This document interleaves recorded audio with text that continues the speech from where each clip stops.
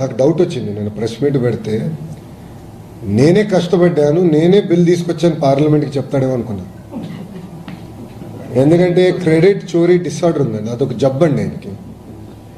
మీరు చూస్తే ఆస్లర్ మిత్తల్ ప్లాంట్ విషయంలో ఏమన్నాడు ఆయన, ఇప్పటికీ వేరే రాష్ట్రానికి కమిట్ అయ్యాడు, లోకేష్ ఆంధ్ర రాష్ట్ర ప్రజలకి ఒక అబద్ధం చెప్తున్నాడు అన్నాడు. ప్రెస్ మీట్స్లో చెప్పాడు ఆయన నా గురించి, నా పేరుని ప్రస్తావిస్తాను. అదే వ్యక్తి కరెక్ట్గా ఫౌండేషన్ తర్వాత నేనే మాట్లాడాను డావోస్లో, నేనే తీసుకొచ్చానంటే ఇంకేమన్నాలండి ఆయన్ని. సో ఆయన ఇంకా అధికారంలోకి రాడు, ఎందుకంటే ప్రజలు అన్ని గమనిస్తున్నారు. గతంలో అంటే ఒక్క ఛాన్స్ అని ఆయన కోరారు, ఓకే చూద్దామని ప్రజలు ఇచ్చారు. దానివల్ల ప్రజలు ఎంత ఇబ్బంది పడ్డారో ప్రజలే స్వయంగా చూశారు.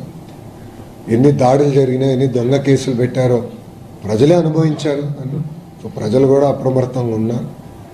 ఎస్, కంటిన్యూటీ ఆఫ్ గవర్నమెంట్ కూడా చాలా అవసరం. మీరు గుజరాత్ చూడండి, ఒకే పార్టీకి చెందిన ప్రభుత్వం అధికారంలో ఉంది కనుకనే గుజరాత్ ఈరోజు ఇంత అభివృద్ధి చెందింది. ఒరిస్సాలో కూడా గతంలో అదే జరిగింది.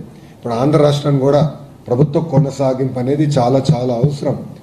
ఇప్పుడు మీరు చూడండి, 22 నెలలు 21 మంత్స్ 21 నెల 21 మంత్స్ ఎన్ని పరిశ్రమలు తీసుకొచ్చాడు. ఎవరిని ఊహించారు? ఇక్కడ ఉందా మనం ఎవరన్నా ఊహించామా?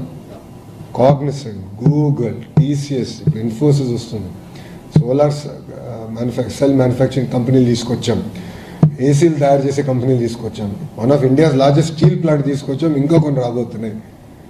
ఎవరిని ఊహించామా? కానీ ఎన్ని ఎందుకు వస్తున్నాయంటే ఒక బ్రాండ్ ఉంది, ఆ బ్రాండ్ బాబు.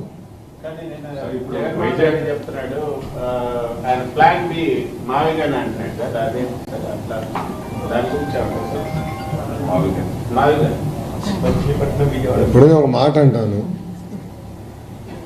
ఆయన వైజాగ్లో ఉండేదానికి ఇల్లు కట్టేదానికి ప్రయత్నించాడు, అది సరిగా పూర్తి చేయలేకపోయాడు. ఒక ఇల్లు పూర్తి చేయలేకపోయాడండి ఈయనేం చేయగలుగుతాడు? ఆయన 5 సంవత్సరాలు ఒక రోడ్ అనేసాడా?